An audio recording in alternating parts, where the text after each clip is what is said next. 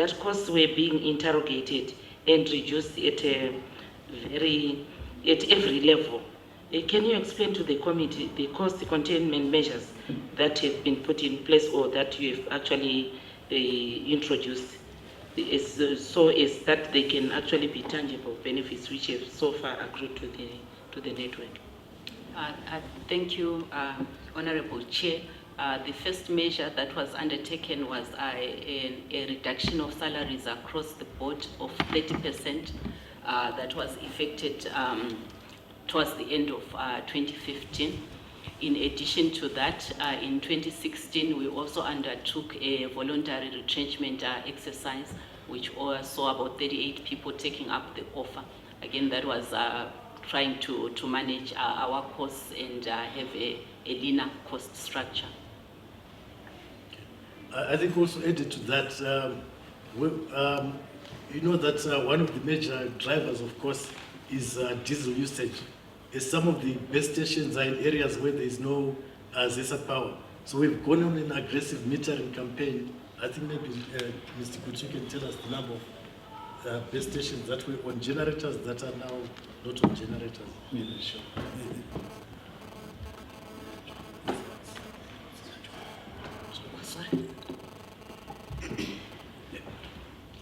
Through the chair, over the years at one point, both the power utility could not connect our base stations. Basically what we do is our network is spread around the entire country. So some of the areas are remote. Then we did not get power connections in time. At one point we had 226 stations, base stations running permanently on generators, but we've reduced them now to 57 through engagement with ZESA, but we've also had to hire in contractors through a tendering system, who then did the power articulation to the point where then ZESA could connect the meter, because we are also aware that they've got a lot of projects that they are doing. Thank you.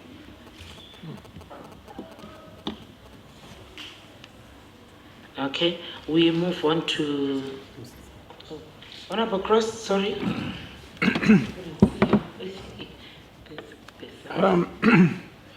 You just would you give me some basic figures against this? What percentage of the market do you hold? What's your annual turnover? And what's your total liabilities in terms of loans? And are you up to date with the servicing? Thank you, Honorable. In terms of market share, we are currently on about 36% in terms of the subscribers that are active on our system. The biggest, company in our industry is Econet, which is just above 51% in terms of market share. In terms of revenue, annual revenue, we are hovering around $105 million per month, which is a sizable business, but we believe that we could be much higher than that compared to the performance of Econet.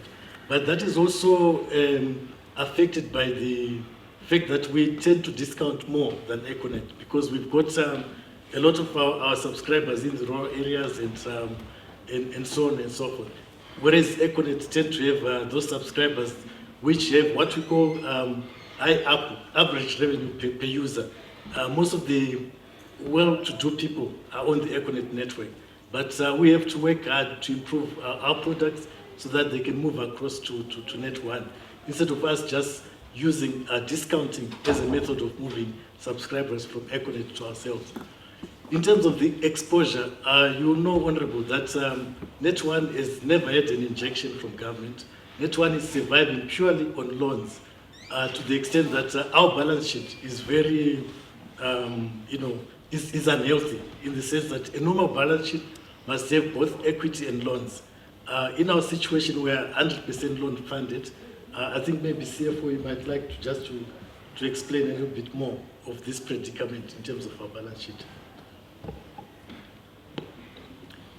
Thank you, Mr. Mtanjiro. In terms of the question that the Honorable Member asked on our liabilities, maybe I'll just point out the major big figures.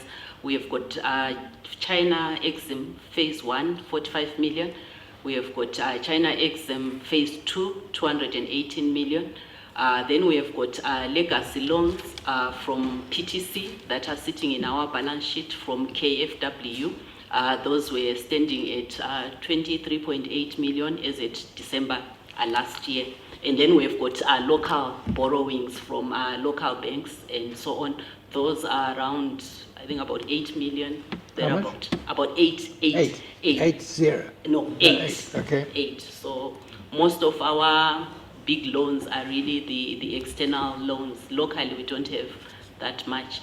And in terms of the question that you asked on whether we're up to date, yes, we are up to date on all our facilities. We are paying up all our facilities, including the China Exim Phase 1 facility. The only challenge that we have currently is, although we are funding our account where we are supposed to make the repayments from, there are delays now from getting the allocation of foreign currency, but from a funding perspective, we have funded all the accounts, and all the local accounts, borrowing accounts, are also fully paid on due date. The Echo Cash system, what's your equivalent of that? And are you doing, the Echo Cash system is turning over about $2 billion a month, you know that, and it's hugely profitable. What's your equivalent in terms of your product range? Thank you for the question, Honorable. In fact, NetOne was the first one to launch a mobile money platform called One Wallet. I think that was in 2013 by a predecessor management. The problem with that is that they acquired a system that was not properly functioning. In other words, one to remove a SIM card whenever you wanted to transfer money and put another SIM card, which was very inconveniencing to the subscriber. So to a point where it failed, it really failed. When we spent about 6 million, it's certain to say that we only managed to get 51,000 in revenue, which is a very sad situation. But it happened, and we accepted that it happened, a poor decision in the past. So what we did then in 2013, 2014, we then started scoping for a new platform, which is similar to M-Pesa in Kenya. And I'm happy to say that we then launched that platform in 2017 in October. It's the latest of the art in terms of technology. And, but unfortunately, though, Econet had 3 years to themselves where they really harvested and took market share. We give our hands to them for that. But the platform that we have now has got the capacity to take care of all government payments, and we believe that it can actually do a lot in terms of financial inclusion. On that platform, your cell phone number or your cell number, your subscriber number becomes your bank account. In other words, we can give debit cards to the unbanked population in the rural areas, which is what we are doing now, so that they can begin also to transact and they don't have any major challenges of being asked, do you have a pay slip or do you have, a track record, which I believe is very, very important in terms of helping the unbanked publics in Zimbabwe, given the cash shortages that we have.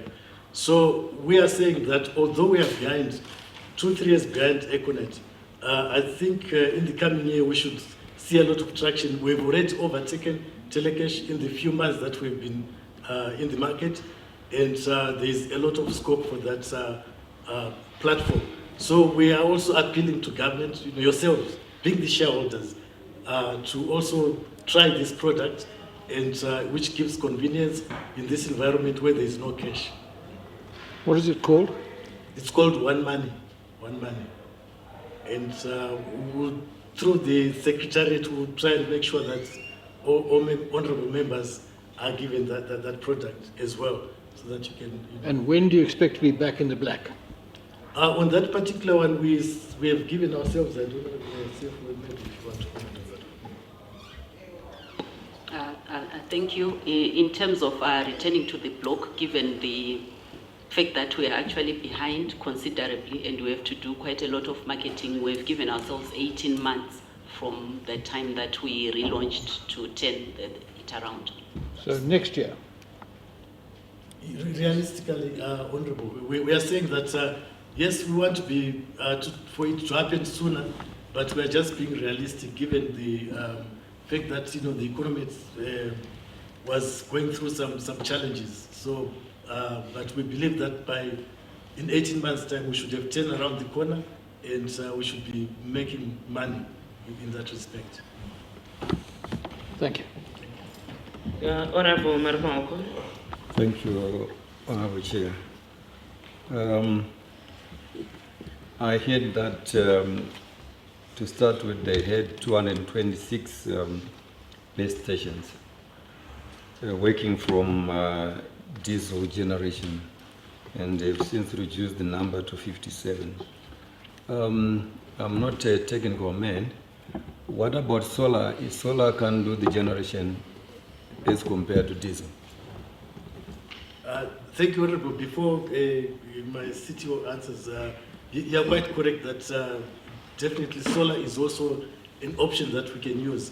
The challenge we have is that the initial capital outlay is high, but over time it will be cheaper. But we are, as you might be aware, we don't have that much foreign currency that we have to be able to invest in that. But it's certainly an area that we are looking at, because what it does is that you don't have to go and replenish diesel. You don't have to. It's self-catering on its own. But maybe Mr. Kuti might like just to add. Thank you, Mr. Mtando.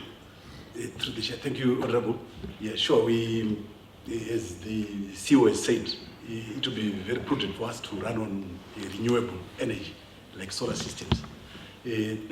But the capital outlay is very high initially, maybe in a ratio of maybe 1 to 7 as compared to a generator. And also, I think at the point the contract was consummated, power supply from the power utility was relatively stable. So basically, the generator was only supposed to come and run in a standby mode. And also, their reaction to our applications was much faster then. But then, as you know, the contract then took some time. It was only then implemented in its entirety in 2015 to 2016. Yeah, but going forward, the renewable energy is the answer. As the CEO indicated earlier on, we also procuring what we call a remote site monitoring system, which will then actually monitor the power usage remotely, and actually tells the generator when to kick in or for the site to use stored energy. So we also believe that will also fit into our cost containment strategy. Thank you.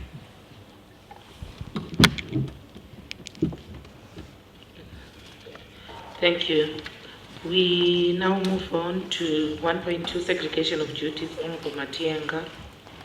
Thank you, Madam Chair. Segregation of duties over generation and activation of recharge pin. The Omuvia system administrator performing incompatible functions as he is responsible for the generation and activation of recharge pins, and he can also view active recharge pin numbers on the system. The company does not have a documented policy for generation and activation of recharge pin numbers. There is no evidence of system activity logs review for the generation and activation of recharge pin numbers. Omvio system activity logs are not stored permanently for future reference.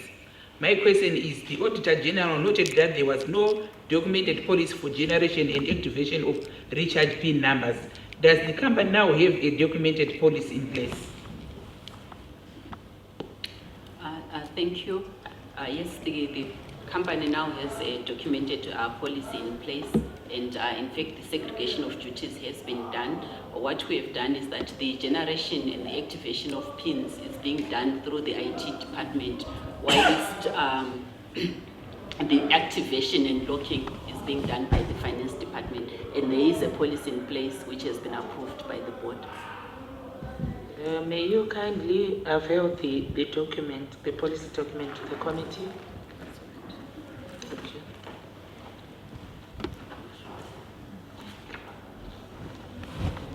Question again. What measures have been implemented to ensure effective controls in the generation and activation of recharge pin numbers?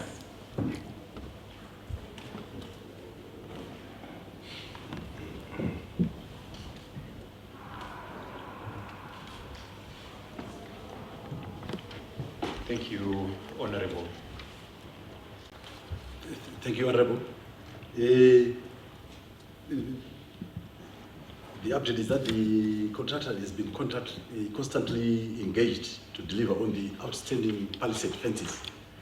14 fences have since been installed, whilst 18 are still outstanding with $226,000.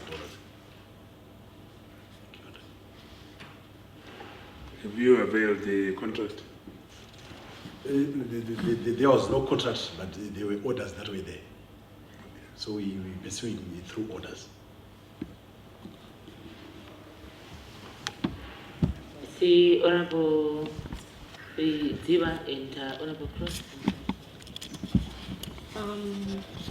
Madam Chair, I wanted to ask if it was NetOne policy to engage contractors through orders, or you do it through contracts. Is it a policy? Tender. Is it a policy in your organization, or you actually go through tender procedures? Thank you, Honorable. I think I'll answer this one. Definitely, this was not done the right way. And this is one of the legacy problems that we are trying to grapple with, where normal procurement procedures were not followed, board approvals were not sought, SPB approvals were not sought. So it's a legacy issue that we are dealing with. And in fact, we've actually handed over the contractor propeller to our lawyers for us to recover these monies. But certainly, things were not done properly. Yes, Honorable Cross. I understand that you paid them $3.4 million and that there's still $500,000 outstanding. How on earth can you pay a contractor $3.4 million without a contract? You desist from deliberations. This is in the audit report, Madam Chair. It's in the audit report. No, thank you, Honorable. It's also a sad fact that happened, that a contractor was so generously favorably treated by previous management. We paid ahead of, even delivering the services, and hence now we've got a situation where they've been paid, but the work has not been done. Again, it's scandalous. We certainly agree with your sentiment. It should not be done, and proper procedures must be followed. That is why my predecessor is not here today. This is one of the major problems that the board and the stakeholders made issue with him. Was there any relationship between the owners of Bopela and the management of NetOne? Yes, Honorable, it's actually on record that there was a forensic audit done by PricewaterhouseCoopers which alluded to some relationship of sorts between the previous chief executive officer and the contractor in question, because there were a number of inappropriate activities that took place, which were highlighted by that forensic audit, which is actually public knowledge with the Auditor General. Has the issue been handed over to the police for investigation? Yes, Honorable. In fact, it's actually being considered by the courts right now. This is part of the evidence that ZAC collected from NetOne, and it's being deliberated at the moment. Honorable Mapiki. Do you still have the company profile of the contractor? We can avail such information should the honourable members require it from Yes, our please. Yes. How soon can you avail the information?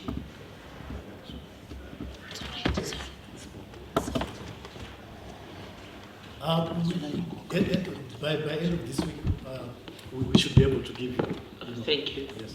Thank you. We'll move on to 1.6 list register for mobile base station sites. Honorable Mshonga. Thank you, Chair. This question relates to the list register for mobile base stations, which was not availed for audit verification. So basically, the question is that where is the list register? In your response, you say that the list register was being prepared in 2016. That's what you responded to when the issue was raised by the Auditor General. Can you please explain to the committee if the list register is now in place? And of course, following that, if it is not in place, explain to the committee the reasons why the matter is still outstanding. But really, perhaps before we get into the follow-up questions, one would assume that if there is any list, there could be a register. Why was it that you were operating outside it, and what does that actually mean in terms of the lists that you had? I think I'll give a general answer, and then our CFO, like I said, that what is happening at NetOne is restructuring, overhauling of all systems. And one of the areas that we tackled with when we came in was to make sure that there were policies, there were procedures, and that registers were there for everything that we do. So these are the things that we are changing, and I'm happy that we've made a lot of progress. But maybe you can give a specific answer. Thank you, Mr. Mtandiru. Thank you, Honorable. Yes, I think a list register is something that should always be in place. But unfortunately for us, it was not in place. So when we came in, that was one of the first tasks that we did, to actually put together, to do like an audit of all the lists and have a register in place. We've attached it as Annexure 3 in the document that we submitted, a list of all of the entire list register, which we're currently running. The only thing that is maybe outstanding is the automation part, but we do have a list register that is active at the moment, and we're working on the automation, but it exists now. Yes, Honorable just a follow-up. So in terms of those that were responsible for doing the list register, and I hear you said you've overhauled, would you confidently confirm that whoever had the responsibility to do this is not the one who is sitting in and doing what you're doing now? Was any action taken on particular individual or individuals who were supposed to do this? So that we know that whilst you are doing corrective action, something has actually been done, so that there is a precedent where people know that they can't do this and get away with it. Has anything been done? Thank you. I think what I can say is that most of the finance team that was there prior to our coming in, I think being the FD and the finance manager, we actually left. I think when we came in, they were asked to leave the company. They were fired. I don't know whether it was fired, but they left the company. Okay. Thank you. We now move on to 1.7, related party balances. Honorable Madonda. Thank you, Honorable Chair. The Auditor General reported that trade receivables balance included in an amount of 11.4 million, which was due for Festel Cellular Private Limited, a company in which some senior executive of NetOne have a shareholding. Festel is no longer operating, and there was no evidence of efforts to recover the amount. So I may want to know what efforts are being made to recover the amount, and are these bearing fruits? Thank you very much. Legal action was taken against Festel, and NetOne won the case in terms of them being the rightful for them to recover this amount. But unfortunately, when judgment was passed, we could only attach property worth 2,000 versus the 11 million that was there. Subsequent to that, Festel actually applied for liquidation, case number HC 919/16. So there wasn't then much post that. We then engaged our lawyers to try and see whether they could lift the corporate veil so that we could see beyond that. Unfortunately, based on the advice that we've got from our lawyers, there isn't much behind that veil, and prospects for recovery are limited. We do have a report from our lawyers in terms of all the work that they did to try and do that. So we don't have any prospects unless we get more information. I don't know, CEO. Thank you, honorable members. Again, it's also a legacy issue that we're grappling with, where if governance is not followed, you get into situations such as we have lost 11.4 million, and also improper activity by management, being also shareholders of the same company that you extend credit to. So these are the results of misgovernance, malpractices, but we just have to deal with it. It has happened. We now have to open a fresh page going forward. Honorable Madondo, Honorable Mshonka, and Honorable Sansoli. Thank you, Honorable Chair. Now I'm a bit concerned. Are we not going to more losses if you have recovered 2,000 out of 11.4? How much are you then going to pay your lawyers? Thank you, Honorable. We have to look just for the funds, and there's a cost to that. But I think we've done the best that we can to recover the monies. One of the unfortunate things that happened was that then management made sure that the documents, even company documents, disappeared, and made it very difficult for NetOne to pursue this prejudice. It's just one of those things that we've absorbed. We now have to look and build a business going forward based on sound management principles, good governance, controls and procedures in place, and all those things. Yes, Honorable Mshonka. Yeah, very, very disturbing. Perhaps just from want for information, these directors are some of the people that you were telling us left, so they are no longer with and in terms of their payments, so to speak, their terminal benefits. Firstly, were they paid terminal benefits? This is why I was asking the question on whether somebody left or whether somebody was fired, because it speaks to whether they did get terminal benefits or not. Then the second issue is perhaps more information around the lifting of the corporate veil.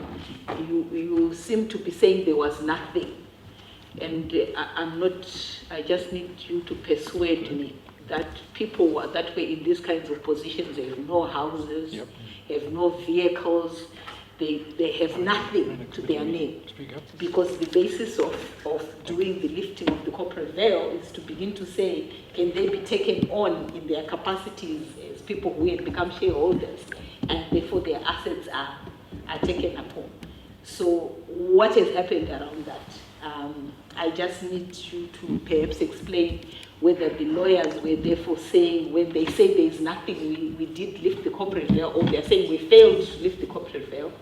We did lift the corporate veil and we did not find anything. And if they're saying they didn't find anything, like I'm saying, there are no assets to attach.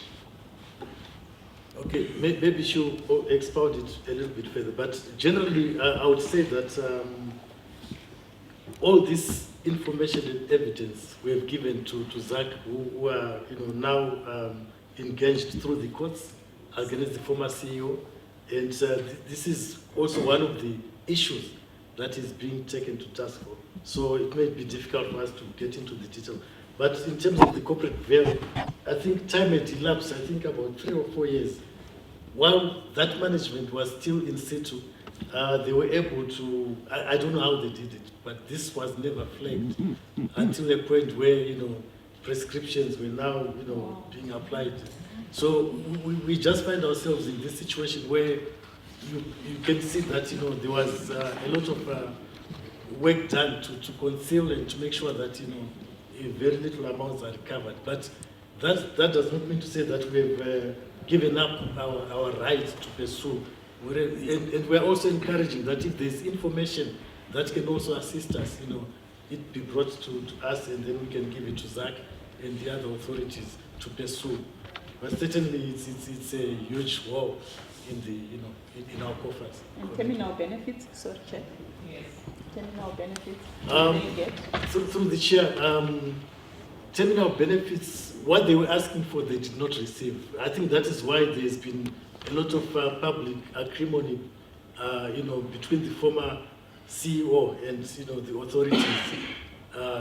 Him, in my humble view, trying to cloud the issue with so many other falsities, but hiding the real facts of where actual prejudice took place when he was in reign, and therefore what he was asking for as a terminal benefit, he never got because of all these things. How much did he get? How much did they get? We actually want the figures. Sure. They got something, they didn't get what they wanted, but they get anything. Through Honorable Madam Chair, we can actually avail the documents that's Yes, please. Thank you. Yes, yeah. And how soon?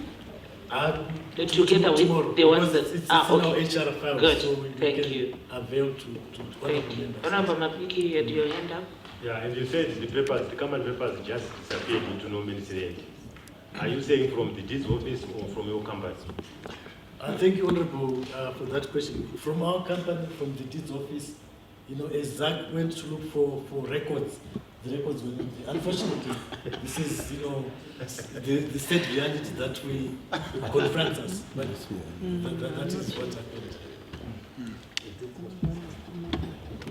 Thank you. Yes, Honorable Sansol and then Honorable Cross. Over what period was this facility extended to Festel? And was any of you present when were you part of NetOne when the debt accrued? We were not part of the team that left NetOne. We came to try and rescue the situation and clean it up. But I believe the Festel relationship started in 2011, is it? Yeah. And I think it went on for about 4 years before being terminated by the board that was then in charge. The biggest asset that these guys would have held would have been the license. And the license is worth a great deal of money. Have you investigated the possibility of obtaining the license yourselves and selling it? Honorable, you don't mind if you can explain to us which license? They were operating as a cellular phone company, weren't they? Through Madam Chair, they were actually an extension of NetOne. They were operating on behalf of NetOne. They were given, the right to sell and collect on behalf of NetOne. And when they sold, they would not remit to NetOne because the management, NetOne's management, there was conflict of interest. That's what happened. Yeah. Mafia. Honorable Betsai. Thank you, Chair. Who are the directors of Festel? Through Madam Chair, we can avail, what we have on record. I cannot recall often, but we can avail directors, all those were participants in Festel. We can avail to How soon, Mr. Ntandi? Tomorrow, these are records that we have. Thank you. Thank you. Honorable Madam, that's accepted. Yeah. Yes, I think this is my last question through you, Honorable Chair. Mr. Mtandiro has spoken so eloquently. Do you think that NetOne has now found a home in you where you would not face similar happenings? Or do you think you are the best team to... No, Mr. Mtandiro, that does not arise. You are protected by the chair. Thank you. Honorable Madam. We'll judge you by your performance. The audit. Thank you, Honorable Chair. I may want to know the board members, who were the board members during this period where all these transactions were being carried out. Okay, Mr. Mtandiro, I think you can avail that together with the documents that you have promised. Thank you.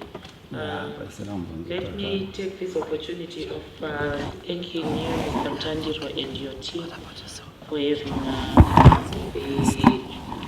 come to Parliament to actually get us to understand and to see on whether the accounts of the NetOne, as you continuously said that you wanted to protect the and I think Honorable Rumaoko was about to ask you, but from chair, because I am privileged, that you need actually to protect your legacy by seeing to it that from 2016 to 2017, the books of accounts for NetOne are in order and not from the previous dispensation. That is the only way we can judge you as a Public Accounts Committee, so that this Green Book of the Auditor General will no longer have any issues from NetOne, because any entity that is contained in this book has got some history in terms of bad accounting, governance issues, a lack of documentation. Let your legacy be protected by you not being in this book in the negative, but in the positive. So I think you have a lot of work to do, but I wish to thank you and your team and hope and trust that the documents that you have promised will actually be sent to Parliament through the correct channel. This is our clerk. Should you not have his contact, just get one of your members to get his details. Otherwise, I want to thank you for responding to our questions, and we hope and trust that NetOne will be another NetOne with a good legacy under your leadership. Thank you very much. The meeting is adjourned. Thank you.